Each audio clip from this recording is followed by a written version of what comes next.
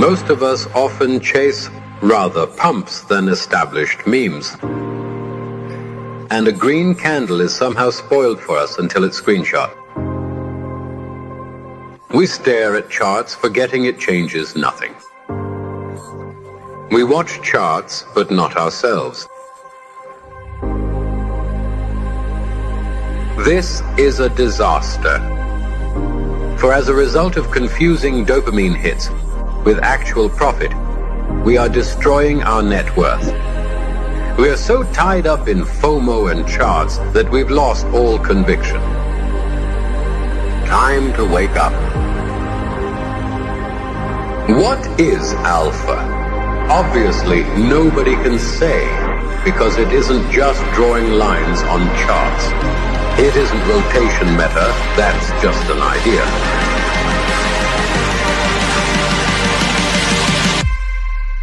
Alpha is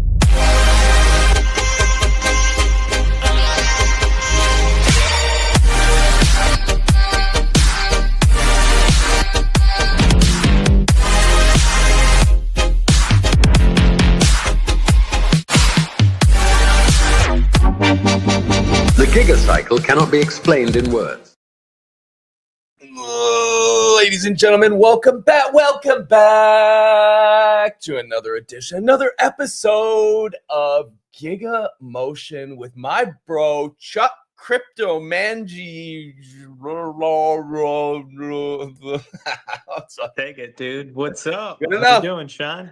Good enough, man. Good, man. Another beautiful day to be alive, broadcasting live from beautiful Bali, Indonesia. How are you doing?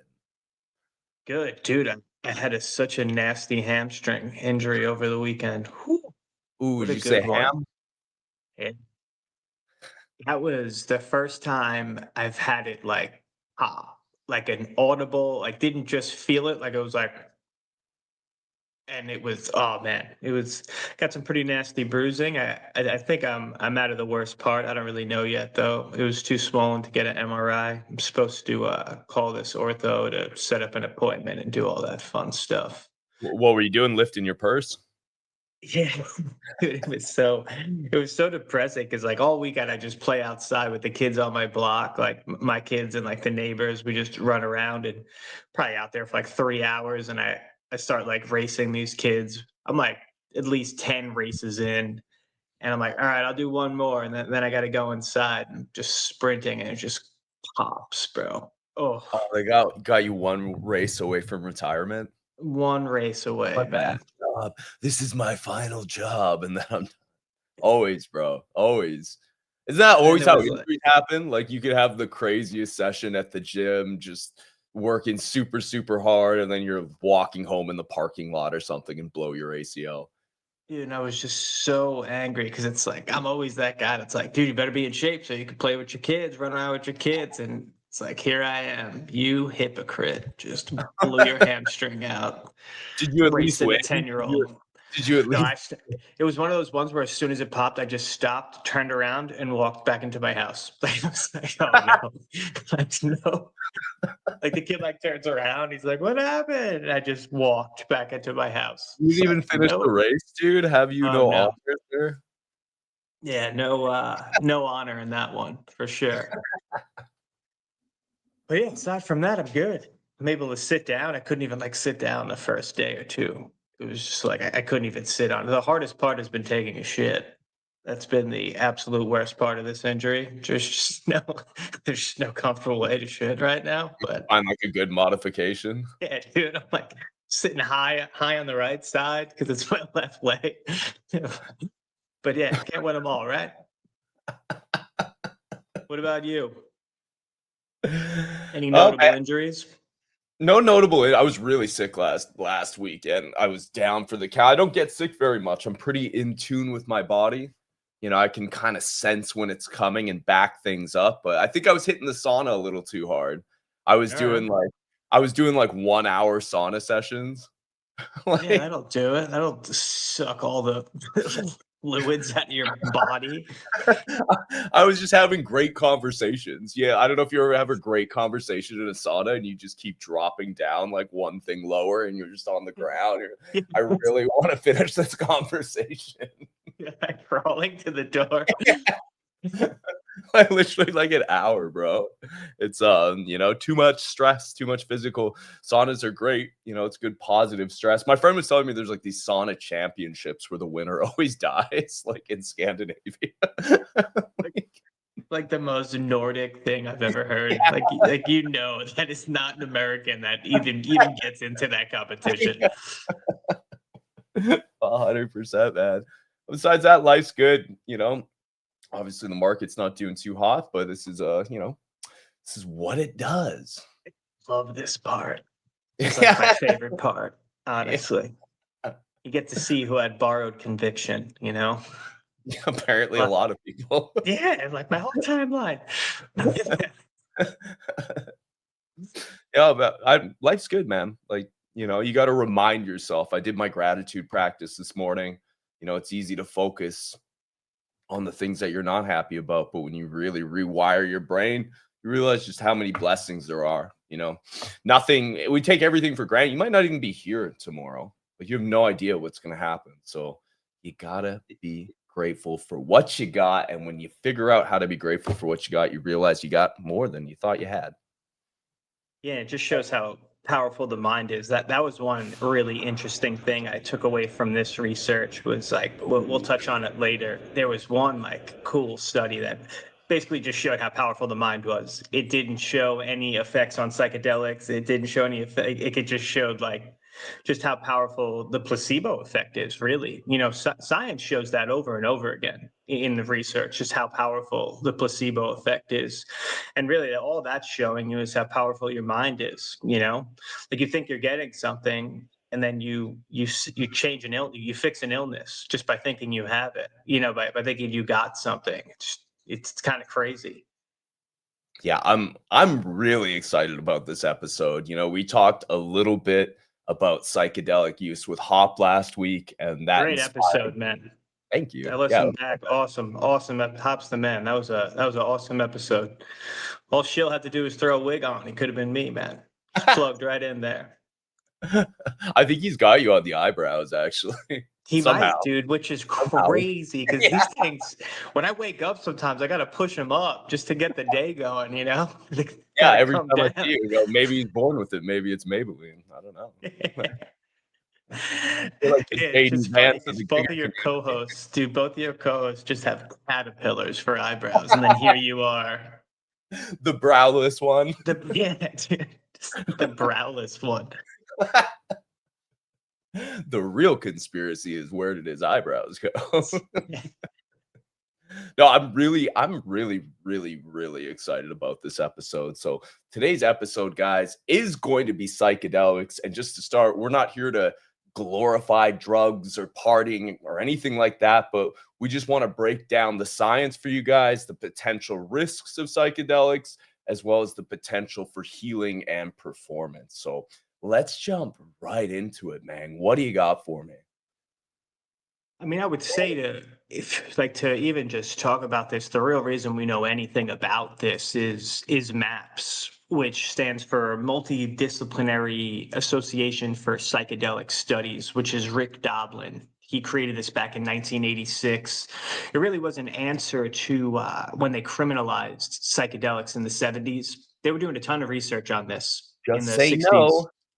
Yeah, 60s and 70s. They were doing a ton of research, and then they criminalized it, and all the research stopped. So that was in the 70s, and the answer to that was Rick Doblin's made MAPS, and since then he's funded like over $20 million worth of studies. And the most notable one we'll get into in a little bit was in 2017. It was MDMA psycho-assisted therapy, and it was tailored for PTSD and veterans. And it was really cool. And that was the first one that got fast tracked to FDA approval. And really, they were the reason that we even have any type of psychedelic studies being done, but was Rick Doblin's and MAPS, like super, super cool organization. Want to say they're a nonprofit. Multidisciplinary Association for Psychedelic Studies. Yeah, you were saying you've actually been to some MAPS conferences. Yeah, so I went to the MAPS 25th anniversary conference slash event. I had no idea. I think I was at Burning Man, and my friend that sells jewelry was like, "Hey, I got a vending booth at this really cool event. It's the MAPS party. Would you like to come?" I had no idea what it was, and I had no idea that I would soon be just in the throes of psychedelic royalty. Everyone from Alex Gray to Rick Doblin. I got to meet Sasha Shulgin and get a picture with him. If you don't know who Sasha Shulgin is, he's this famous psychonaut chemist slash wizard. He was the one responsible for resynthesizing MDMA. MDMA was originally founded, I think, by Merck.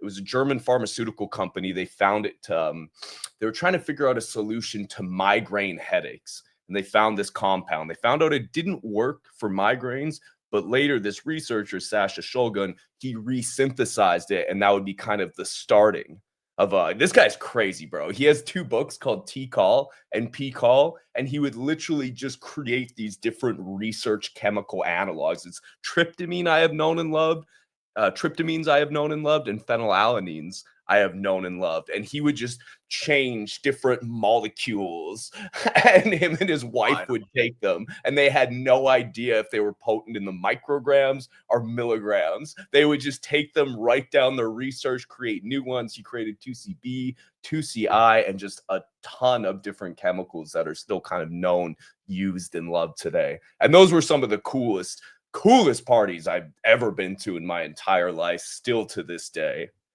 Was Paul Stamets there? Probably, bro. I was like this young He's the hippie. man, dude. I had no idea. It was one of those just hitchhiking around and having no idea the cool places you would end up. It was in Oakland, California. Oakland.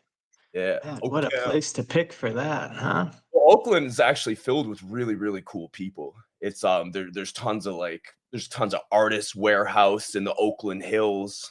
There's a lot of beautiful mansions. A lot of people live up there. It's right close to the Bay Area, but it's cheaper than actually living directly in San Francisco, right? So there Gotcha. actually is Oakland's crazy. Oakland's like being in a movie. I did not feel safe at night at all. It was like pawn shop, chicken shop. Like it felt like straight like I was in a movie. I had to hide my hair when I was out at night. But there's some really, really cool people mixed in the hoodetry, if you will. Yes. Stockton, the Diaz bros. And Corn Pop, I see your message here. I ain't taking any. And anyone who's listening to this, like, you don't feel like you have to do anything, but I just do invite you to have just an open mind based on some of the studies that you're going to hear and some of the potential. There's been a huge psyop by the US government and just by governments in general to demonize these things because of a lack of awareness. Because, like Meng said, there was this just saying no, and everything, including all these things like you guys are going to hear about in a second that have incredible medical potential. We're not talking about partying, getting fucked up and all of that. We're talking about potentials to heal things, chronic issues, specifically post-traumatic stress disorder for people, for veterans, for soldiers that have gone and served the country and are now struggling with these chronic mental health issues. And unfortunately, due to the stigma, which you'll hear about in a second, these things with potential massive therapeutic purposes have been demonized. So try to keep an open mind and open heart going into this stream, because these have the potential to help some really, really good people that have served our countries. Cool to do this now, because basically the biggest microdosing study that's ever been produced and the most successful just came out last year. It's called the I think it's like modern psychedelic microdosing research on mental health. So basically, it came out last year, and it did the synthesized metadata on, I want to say, 19 studies from 2012 to 2022. A ton of them were MAPS funded.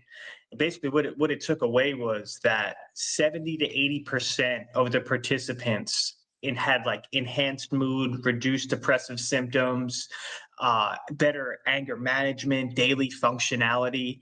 And it was a big deal. It's kind of like groundbreaking research. And they didn't, what was cool about this study is it didn't just focus on PTSD. It was like depression, anxiety, PTSD, substance abuse disorder, and actually anorexia, which was really interesting. Did you know that out of all mental disorders, I'm talking bipolar, schizophrenic, all of that stuff, anorexia is the biggest killer of the mental disorders, because most people Really? that get, yeah, I came across that, and then I came across that in the research, and then I was listening to Huberman, and he brought it up. And it's because most people that suffer from anorexia, they actually died from it. Yeah. Wow. Yep.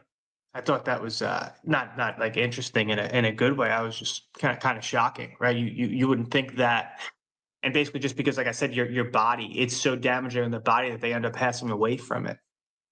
I had no But they're idea. using microdosing to alleviate that, and those studies are kind Well, of included microdosing in this psilocybin? big one.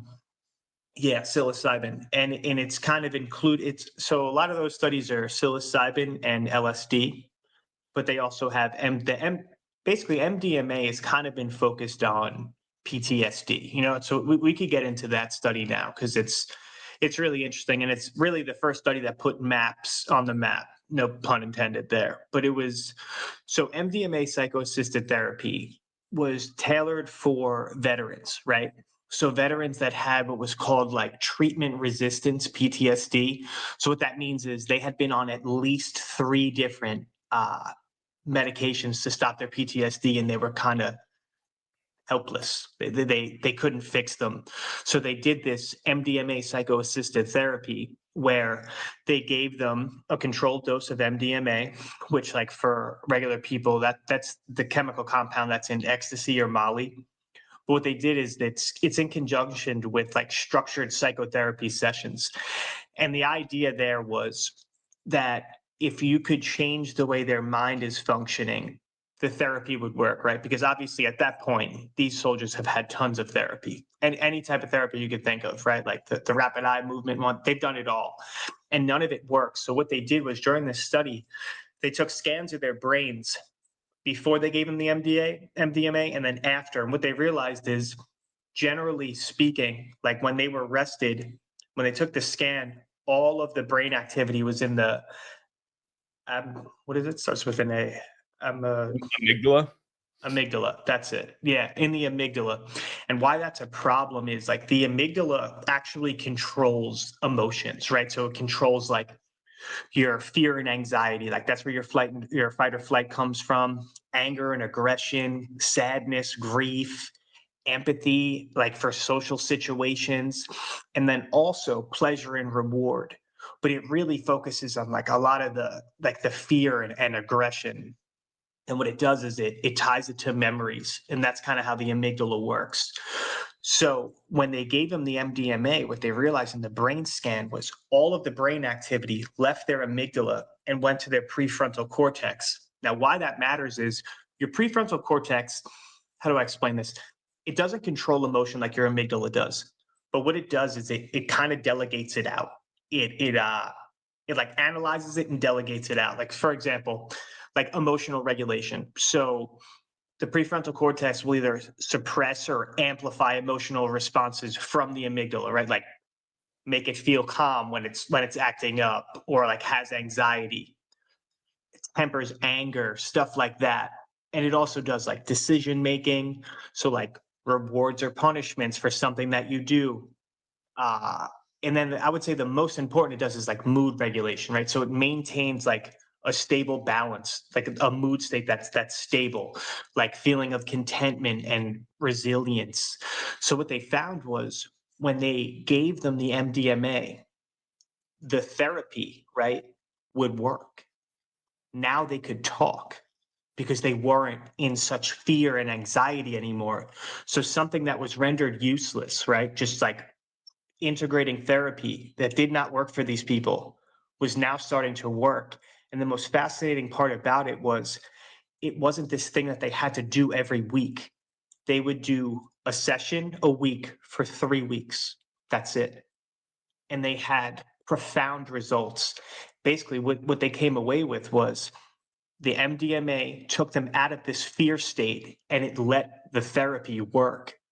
And this was groundbreaking at the time, because we have a terrible, a veteran suicide, like veterans death problem in America, right? The data as of like a couple years ago, it's something like almost 18 veterans die a day from suicide. And like the saddest part about that is of those 18, 7 of them are getting treated for PTSD at the VA already. So like clearly their treatments aren't working. And then you have this thing that's working incredible. And it got pushed to FDA approval in 2017. And then it got shut down in 2024. They just like shot it down. The FDA said that it didn't have like profound breakthroughs. I think that's what they said. It was like insufficient evidence. Here, I have it written down somewhere. Kind of reminds me of how marijuana federally in the United States is a Schedule 1, implying that there's no medicinal value at all, which is crazy because cocaine is a Schedule 2. Yeah, like make that make sense. But that was the whole thing, is they kept saying that it had like insufficient evidence of functional outcomes and on a trial basis. But really, when they started that FDA 3 approval, all it was supposed to show was that it reduced symptoms. So now they have to go back and it's on the docket for like 2026. But yeah, that MDMA psychoassisted therapy really kicked it off for MAPS and for psychedelic drugs to be used in medical research. And since then, it's, there's like over 126 peer-reviewed studies done now on psychedelics as a medicine. It's really kicked off. And like I said, it's not just used for PTSD. It's depression, it's anxiety, it's substance abuse. Some of the most successful substance abuse treatments that we have are psychedelics, right? Ibogaine being the kind of shining star there, but most people in America don't even know what that is. I think the Ibogaine studies were crazy. It's like almost like a 70% efficiency rate, and then you think of higher. Yeah, it might even be higher. Yeah, I think you're right. It's high. It's super high. And then you think to America, it's like you have a 93% relapse chance of opiates in America. And like here we are, like we have like these psychedelic like medicinal routes that we're just not taking. But yeah, that MDMA one is super cool. And I learned about that a long time ago because I have a brother in the military that suffers from PTSD.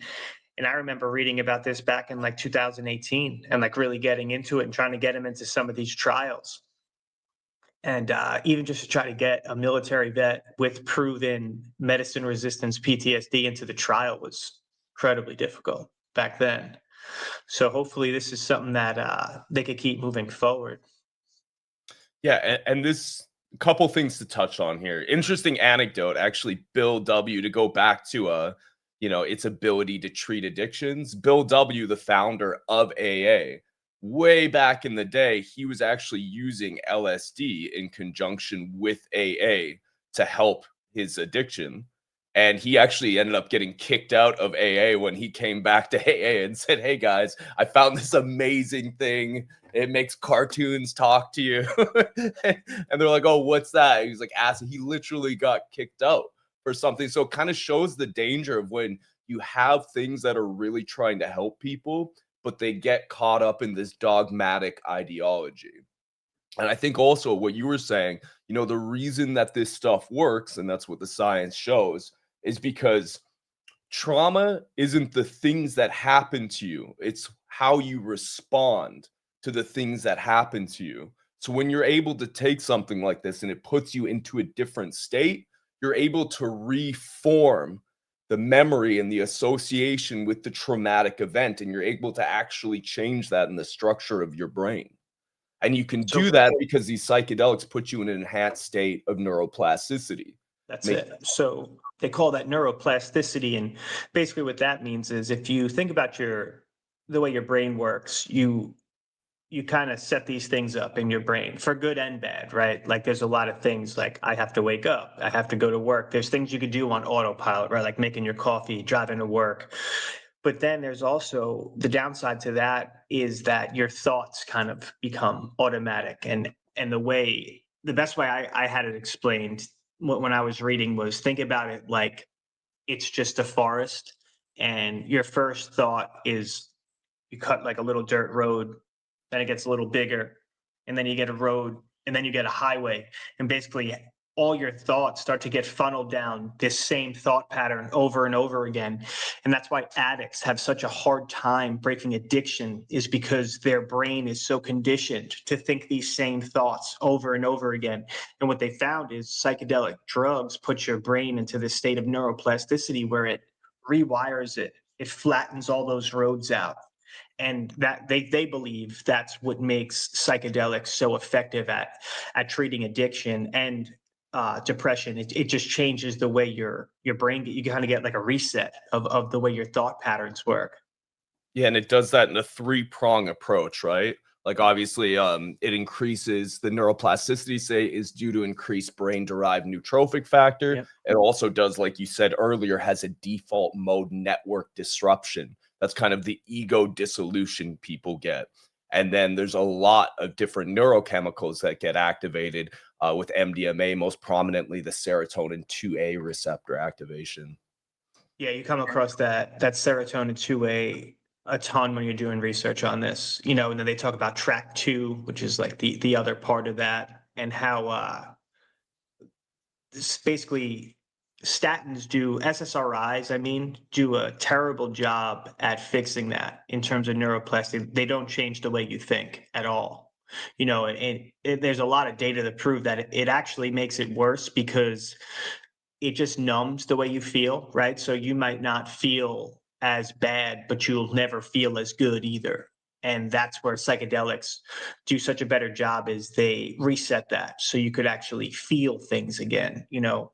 It's no secret now that a ton of these school shooters that we see, there's a commonality between them all, and they're all on SSRIs. And I think a lot of that is it kind of turns you into a zombie, with this numbless zombie. And right on the bottle, suicidal ideations is a side effect. That's a Which crazy side effect to have. crazy to think about. They're giving a depressed person. Death. They're giving a depressed person medicine with one of the main side effects is suicidal ideology, and you go, how are we still doing this? Well, I think I that see goes Pester back the to investor as a good question. That you could answer that one. yeah, I'll jump into that one. Before I do, that just kind of goes back into, the mode. A lot of different health systems, like if you look at traditional Chinese medicine, if you look at Ayurvedic medicine, they're all really based off of preventative. They're preventative models, right? Preventative models, if we want to put our tinfoil hat on, they're not as profitable. It's not as profitable preventing or curing things as it is to treat things. And if you really want to put the tinfoil hat on, what would be a better business model? Having someone on SSRIs every single day for the rest of their life, or 3 treatments of MDMA that could potentially heals over 70% of the people that try it for life. Yeah, and I think in that business famous model, bro. dude, in that famous MDMA study, it was 83% success rate. That's crazy. Crazy, man.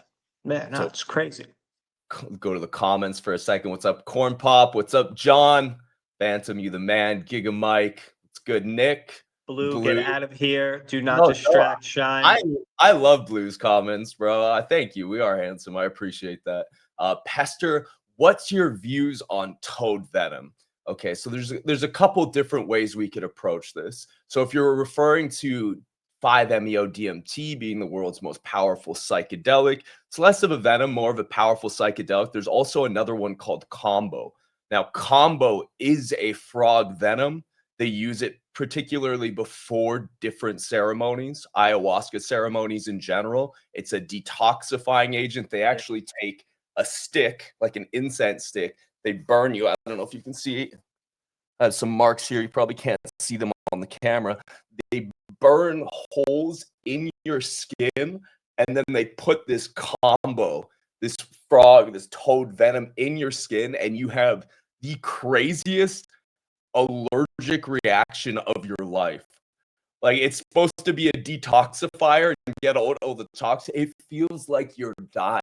Like, your eyes swell up, your skin gets crazy, your heart rate starts absolutely racing. And they Oh, do this wow. traditionally before ayahuasca ceremony. I think I've done it 3 or 4 times. Bro, it is so Wait, crazy. I Like, you didn't even know that. I don't know how, like, I haven't dug into the science enough of it, and we try to keep it kind of science-based on this show. I don't know if it's actually a powerful detoxifying agent, or you're just getting the contrast of how bad you felt while you were taking it and how good you feel after it. Like, you feel like you're gonna die, bro. Your whole face is like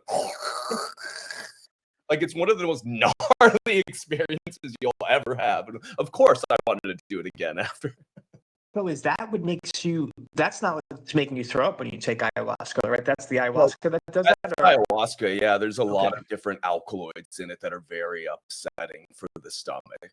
Like, there's tons of different alkaloids, like the 2 main ingredients in ayahuasca, right? It's basically an, or if you want to break it down, it's basically an orally activated DMT with an MAOI inhibitor, and that allows your body to actually be able to digest the MDMA.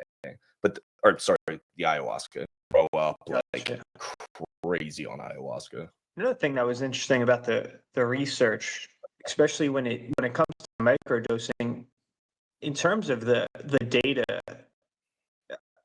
there's a lot more data on macro dosing as a efficacy. You know what I'm saying? Like a lot of them are kind of the same, where you take like a bigger dose, you do it once every 3 weeks, 3 times, and that's kind of like the cookie cutter like data points that they do.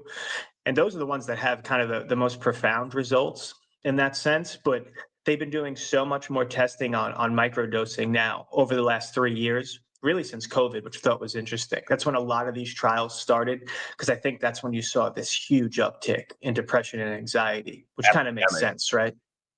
Yeah.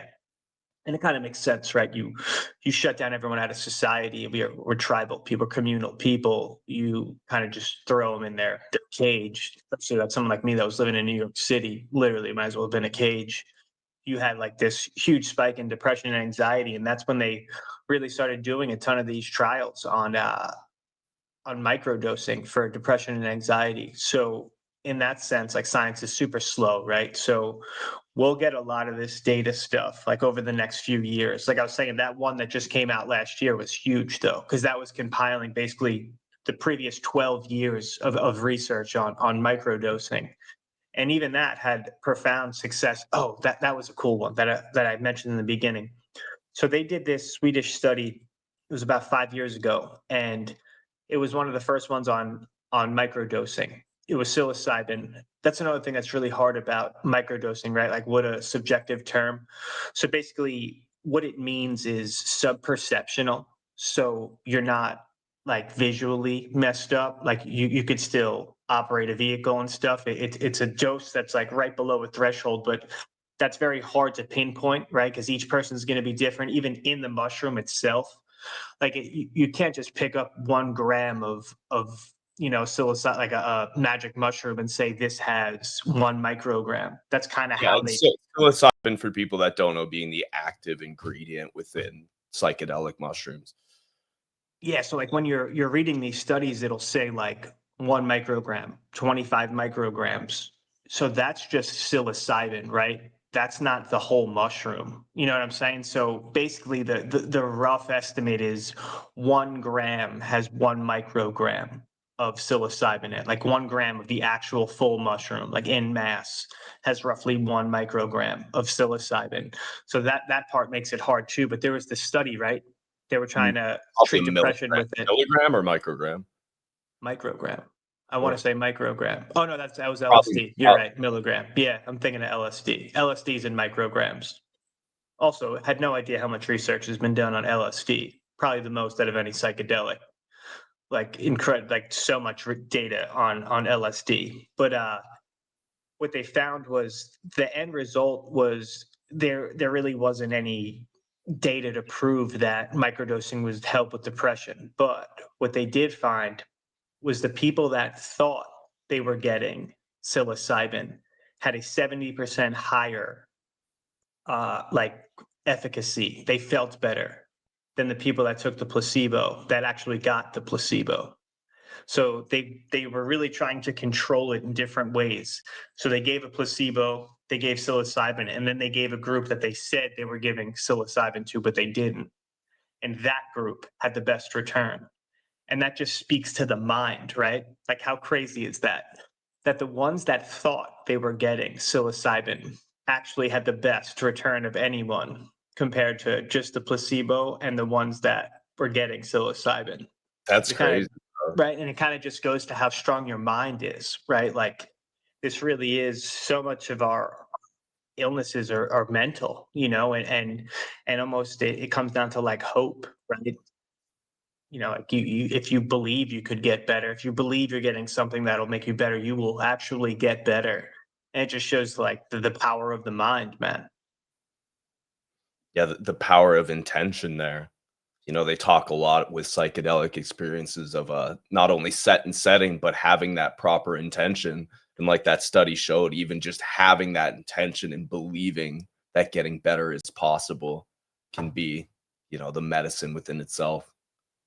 So that was a big breakthrough in the MDMA study. Was they found when a huge problem with the veterans that had this like medical resistant PTSD was when the blood was sitting in the amygdala. There was no hope. They had no hope. They did not think they could get better. That's why nothing worked. So you're talking about people that were on anything from lithium. I mean, these are people that went through the spectrum of medicines, and it was all because where their brain function was. It was in their amygdala. They had no hope. There was just fear and no hope. And as soon as they removed that, again, this is all done integrated with therapy. I think that's super important. Like, we're not just talking about people like taking drugs recreationally here. We're talking about controlled settings with a therapist. And I think that's like a big part. Like, a lot of people, what they do is they just go, "Oh, I took those back in the day. Yeah, I took." It's like, yeah, well, you took them at a festival and you took a handful. That's not what we're. That's not what we're Yeah, talking about here. you took them at a fish concert while you were drinking tequila on nitrous. Like, Yeah, exactly. Like that. That's not what we're talking about here. That's why I think this stuff, it'll be interesting to see where it goes with the FDA. I'm not too hopeful in that sense, but there really is promising data right now, and if we could head in that direction, it's like I feel like the world needs it now more than it ever has in that sense. yeah, and this is like something like microdosing. Silicon Valley tech CEOs at Silicon Valley have been doing this for over a decade. Yep. Right? When you follow the money and you look at some of the most successful people in the world, I always ask myself why. Like, okay, why are they taking? What's this perceived edge? Whether that's placebo or not, right? But when you look into the fact that, you have more and more athletes microdosing now for enhanced flow state. You have things like psilocybin give you enhanced visual acuity. Yep. Rectal acuity. Yep. Makes Like edges sharper. I forgot what that's called. It makes the edges of things sharper so you can see clear, which I is can see wild. clearly now. I mean, dude, mushrooms go back thousands of years, and like people always be like, "Well, yeah, I don't want to turn into a softie. I'm not taking mushrooms." It's like, dude, the Vikings took mushrooms, and there is, you know what I'm saying? Like, you are not going to find a more hardened group of men than the Vikings. I always just like laugh when I read that. I'm like, dude, imagine that. Like, you're just like on some islands, like like your little island, and these Vikings show up high on mushrooms, and they just slaughter your whole family. God, what a way to go out. What a way to go out. Yeah, I remember this big Viking football player being on Rogan. He said he would eat like an eighth of mushrooms at halftime Yeah, what's and his just go on to name? absolutely destroy people. Dude, the guy from the Broncos. Yeah, he was a freak. Oh my Yeah. God, that's gonna drive me nuts. Yeah, no, that guy was it Derek Wolf? That dude was a freak, though. He Yeah, was a might have big freak. That's funny you said. I just remembered that too. But yeah, he was a total Viking lineage guy for sure. and I think it's also important, since we're talking about a lot of the benefits, to talk about some of the potential risks. If you have any genetic propensity in your family towards, severe mental health issues, specifically schizophrenia. Yeah. Um, and this is why it's so important to do, especially if you're doing a macro setting. They talk about something of set and setting, right? That being so important, where you're doing it, the intention you're doing. Like, in high school, I would eat a bunch of shrooms at like a high school party. It was one of the most horrific experiences of your life because you're literally in this more sensitive state. Like you can feel energies and the things that you're around, you're going to feel that to a significant degree. So that's why, what you're saying, it's so important, man, to have this in the right setting and also make sure, like, we always say this on the stream, nothing is for everyone. I actually had a friend, we took a research chemical way back in the day. It activated some latent schizophrenia, and he ended up institutionalized after Oh, wow. 3 days of thinking he was seeing aliens. He ended up in the hospital. He is still mentally unwell to this day. Yeah, I think that's one cool thing about microdosing is you avoid all of that. You know what I'm saying? At the mic, because that's macro dose level stuff. You know what I'm saying? When you go out there and take a heroic dose, which I believe is what, over 5.5 grams is considered a heroic dose. Which is crazy, bro. Crazy, right? Because That's being the alien. your average crazy dude takes what, 3.5, right? 3.5 grams, eighth. I think that's like the crazy.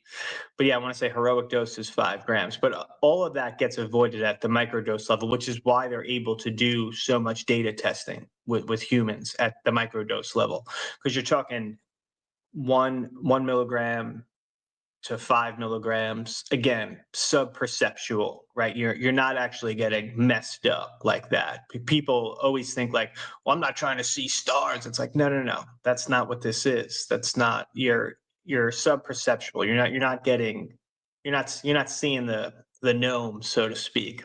Yeah, a true microdose, you shouldn't really feel different at all. Yeah, no, it's not it's supposed to be, just a little increased cognitive function, cognitive enhancement. Like you said, mood stabilizer is really, again, it's the depression and anxiety are what a lot of their target audience is right now on the data. It's depression and anxiety. And to me, it's like if you could get that to work and get people off of these SSRIs, what a success, man. What a Yeah. success. Another interesting thing too, because some people, and again, like make sure, like if you're gonna microdose or whatever, there are a lot of countries that this is legal in. Make sure you're following local laws, performing within your country's laws and guidelines. Um, a lot of people actually take psilocybin combined with other medicinal mushrooms. Specifically, there's a synergistic effect when you take them with lion's mane. So there was somebody that won a Nobel Prize based on showing that lion's mane can actually help repair the burnt dendrites. Dendrites being your neuronal connectors. Sometimes just due to chronic stress, due to drug abuse, the connections between your neurons, the dendrites can get burnt out. And when you take something like lion's mane in conjunction with microdosing psilocybin, you can actually repair and recover the way the neurons speak to each other. Yeah, and this is all kind of new, right? They thought that neurons, once they died, they were dead. Yeah, Nick, that's all right, bud. Still gonna push him to grow a mullet though. Keep telling him to grow a mullet. He's got mullet energy. I met him in person. He's got mullet Oh, you energy. really get to meet Nick in person? Seems like a great guy. Yeah, he's great, dude. He's great. Yeah, I met him at the bar. Talked about Giga, SP. We had a good time. He's a great dude. Great dude. But yeah, the dendrites, right, they call them spines too. They thought that once those neurons get burnt, they're done. They can't regenerate. And regular mushrooms, psychedelic mushrooms, have kind of proven that to be untrue. I mean, regular mushrooms in particular, as a nootropic factor, are pretty much elite. That's like lion's mane. There's a few of them. Paul Stamets has that's his whole thing. Have you ever watched his talk on 7 ways mushrooms can save the world?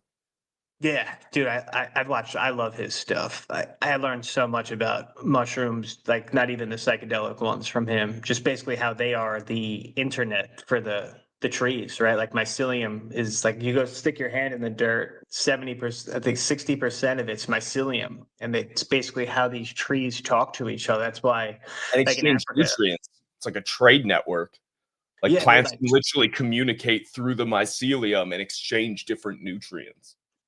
yeah, and it's like that's how like a giraffe could be eating a leaf of a tree, and then downwind that same tree, the leaves will turn bitter, so they stop eating them, and they pass that information through the soil, through the mycelium, which is kind of cool. Again, mushrooms, something we've been eating forever. Ions will hold giga while not giga dosing. Love that, Patrick. Yeah, something interesting you talked about earlier. So basically, to kind of summarize that, when you get stuck in these chronic stress states, some areas of your brain become overactive, while some areas of your brain become underactive. And when you take something like this, it switches the way your brain thinks. And that allows the overregulated places to get underregulated and the underregulated parts of your brain to get more regulated. To kind of summarize that in a nutshell. Yeah, neuroplasty is a really interesting thing, and so like your brain is in like a crazy neuroplastic state from the ages of like 0 to 7, some say 10, right? That's why like you could teach a 6-year-old 3 different languages at the same time, right? It's because their brain is just so malleable. And as you get older, it gets harder. I think they say past 25 is like when they thought for a long time is like when it's really hard to train a brain to do anything else. And psychedelic research has proven that that's not true. It's a little different. It's harder, but it's still possible. It talks about this a lot is Huberman. Huberman goes into neuroplasty a ton. He's had like 4 or 5 different psychedelic people on his podcast over the last 3 years to talk about the data. That's actually, I listened to a couple of them over the past week. Interesting stuff, man. It really is. It's just it's very expensive. It's very expensive to do these clinical trials, so no pharmaceutical company is going to pay for it, right? So you have to crowd fund, a lot of this money comes from like It angel costs investors. billions of dollars. Yeah, I think it costs like $2 billion to bring a drug to market. That's that's always the knock for a lot of people on anything, anything natural. They go, "Oh, well, where are the extensive studies?" It's like, well, they're not spending $2 billion to get a natural product to market, which Yeah, and then no, so it's another reason too, MDMA. So when Sasha Shulgin resynthesized MDMA, it first got really popular at this place called Esalen in Southern California. And Esalen was like a hot spot. It was where Terrence McKenna hung out, all of these early psychotherapists hung out. And one of the first uses they really found for it was couples therapy. I remember recommending MDMA to a couple that was struggling with a relationship in a very, very long time. And I remember I didn't just recommend it to them. I also told them, hey, don't just take it. Like, really set an intention when you take it. And I remember talking to them several months later, and they basically said, hey, like that saved our marriage. And it wasn't us just taking it. It was when we took it, we set the intention to drop down our defenses and really connect with each other.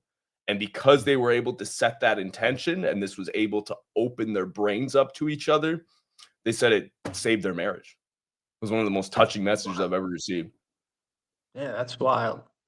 So what would you say out of all the psychedelics you've done was the most I haven't groundbreaking? done any, but I'll tell you Yeah, what I've read about. hypothetically I tell you speaking. what I've read about allegedly.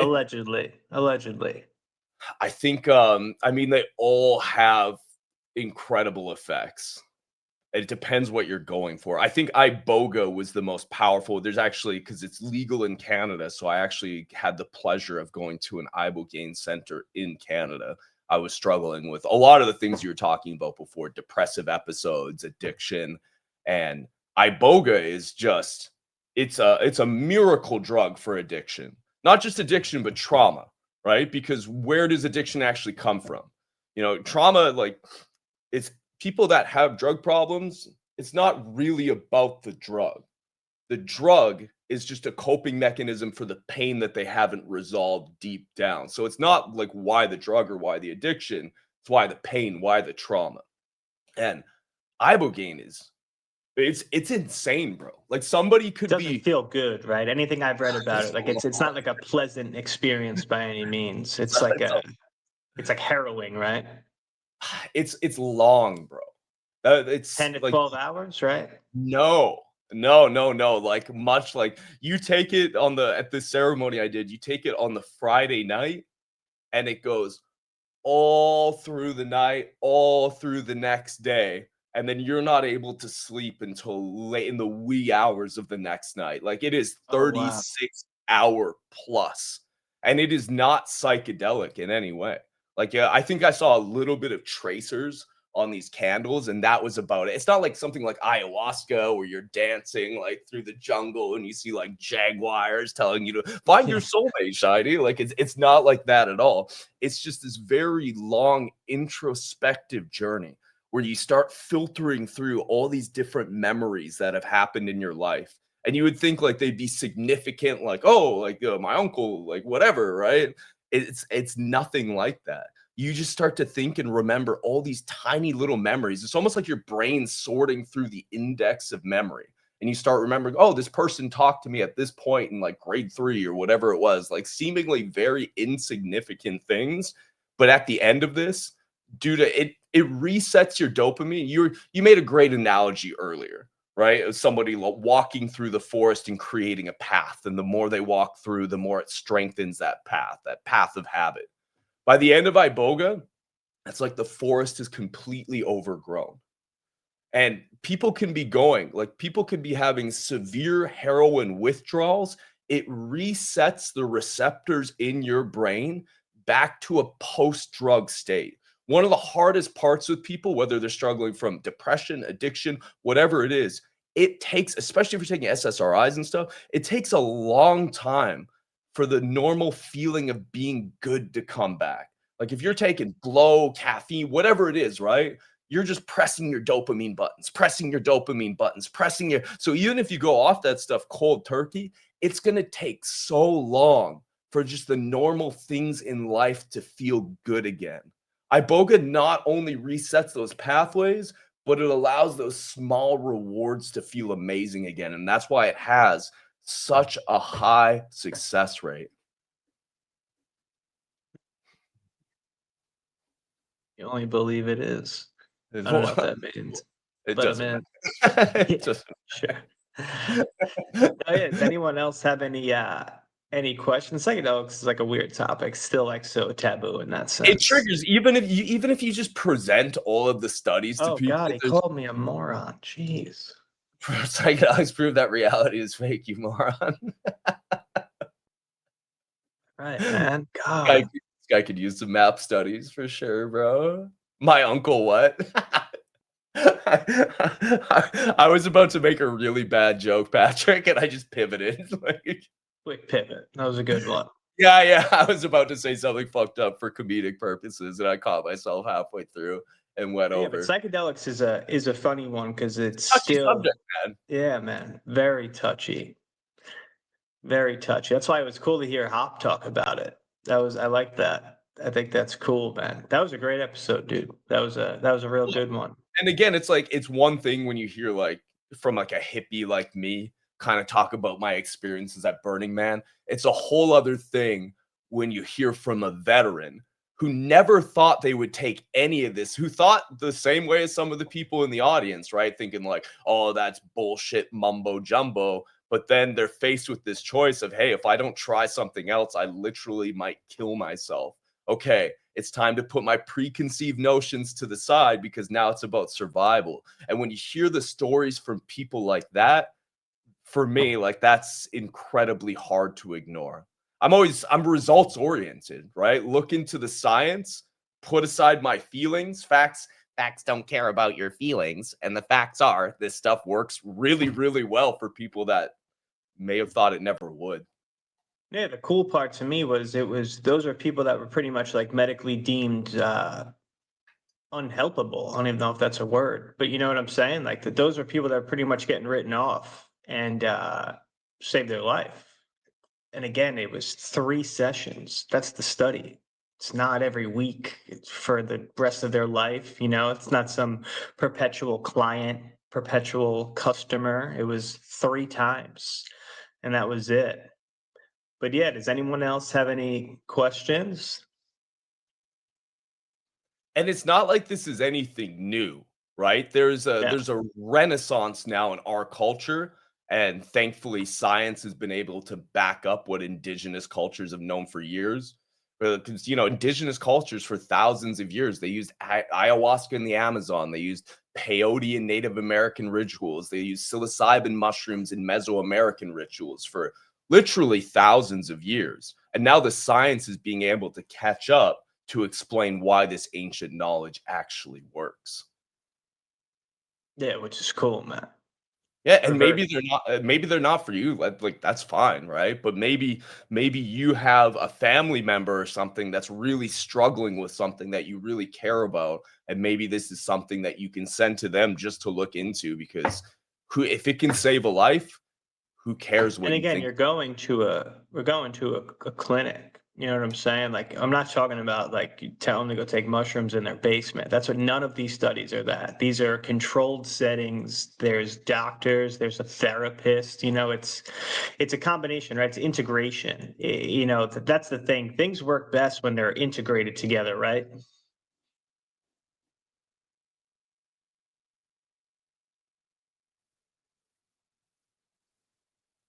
This stuff is so old. Yeah, I know, dude. We just said that. This guy's annoying. All right. God.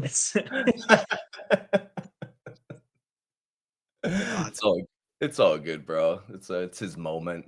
Give But him his yeah, this attention. was a good one, Shine. We have to look. I'm not sure. I think it's not next week, the week after. We have a Giga community member that just is about to compete in a show the first weekend of October, and we're gonna Oh, have him really? come on. Yeah, I think it's October 2nd he competes. So like that following week, we're gonna have him come on and just talk about that journey. He's been prepping now for months. That'll be cool, man. I've never competed like that. I would love to know what that's like, the timing, all the diet, all that stuff. I think it'll be cool to find out. Yeah, We got some other cool guys. it'd be cool to reference, like, some of his experience with some of the stuff Jack Base Manager was talking about. Yeah, because I want to say just based on his physique, he's doing like a physique show, not like a powerlifting one. So I'm curious how that works. Stop God. reading the comments, bro, stop reading. You're letting the trolls win, bro. But yeah, this is a good one, Shine. Good seeing you, dude. Always a pleasure, man. That's what I love about this stream, man. We're able to jump into so many different nuanced topics. And that's something I love, man, about people like Huberman. People like Huberman are actually giving these different nuanced subjects some substance, things that people have known for thousands of years. And now all of a sudden they're able to prove this with science. And because they can prove it with science, it's becoming adopted in the mainstream. It gives it legitimacy, when a guy like 100%. that starts talking about it, it gives it some legitimacy, which is cool because he can move the needle in a lot of ways, right? These podcasters have been proven to be far more powerful than anyone ever anticipated, man. Yeah, they are the new media, right? Because everyone has lost trust within media. Yeah. So yeah, I'm pumped for that one. Yeah, I want to say it's whatever week after October 2nd is. That's when we're gonna do it. So that'll be a cool one. So we'll come back, but probably we'll see if we get someone next week. If not, it'll be another topic. We'll pick something Ooh, not he mentioned psychedelic. MK Ultra. I'm a big fan of the MK Ultra research. Yeah, This man. guy might be MK Ultra, bro. This guy might be. He might be a patient In that the escaped from the house. lab. But yeah, dude, just for the record, I'm like a crazy conspiracy guy. I know all about this, The what did they call that in NorCal? Uh the place where they were doing all this LSD. Jesus, the Chaos book talks about it. I don't know if you've ever Oh, read yeah. that. Yeah. Reddit heard Rogan talk about it 1 million times. That's one of Yeah, his dude. favorite things. Bro, On a maybe you 40 should day. eat some food. Yeah. This guy's great. I All love right, it, man. Shine. I love it, bro. This was a good one. Yeah, man. It's something I'm really, really passionate about. And it's something like, open heart, open mind. If a lot of people are talking about something, like give it the time of day. Maybe it can help you more than you think it can. Right. I know it's For sure. something I'm really passionate about. Psychedelics have really, really helped me in my own healing journey. And I've seen them help a lot of people firsthand. And the studies prove it, man. And if we can help save these veterans who literally put their lives on the line for our own freedom, it's the least we can do. Yeah, I'm with you on that. And with that, you bros stay Giga. Appreciate you guys tuning in. Love you, brother. Thank you guys for tuning Love you, in brother. to another episode of Giga Motion Psychedelics. Share it with a friend, and we'll see you next week with a bodybuilder from the community coming on. Completely different show, and that's what I love about this. Stay Giga, folks. We'll see you on the next. Most of us often chase rather pumps than established memes. And a green candle is somehow spoiled for us until it's screenshot. We stare at charts, forgetting it changes nothing.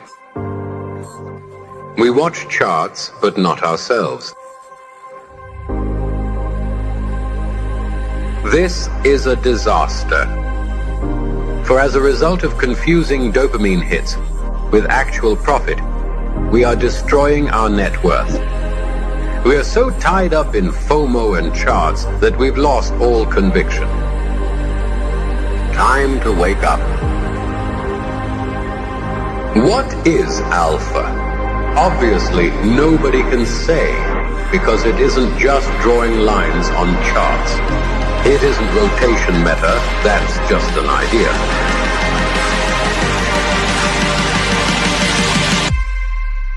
Alpha is